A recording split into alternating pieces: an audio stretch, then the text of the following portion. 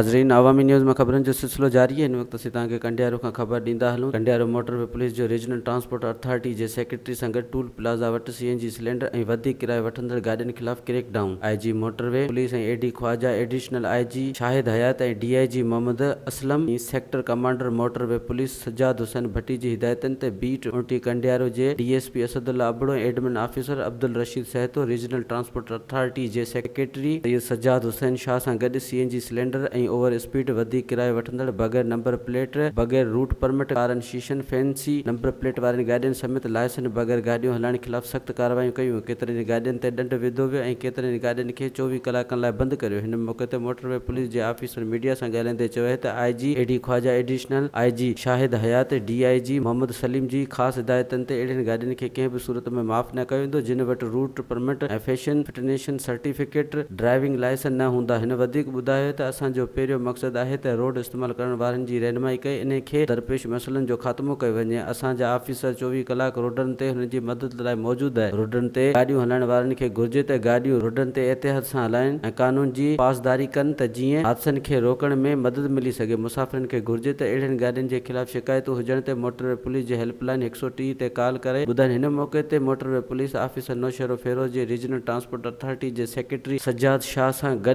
ड्राइवरनि खे road safety बाबति आगाही पिणु ॾिनी वई। वधीक ख़बरनि ऐं तफ़सील लाइ विज़िट कयो अवामी news Facebook page, YouTube page ऐं अवामी न्यूज़ वेबसाइट।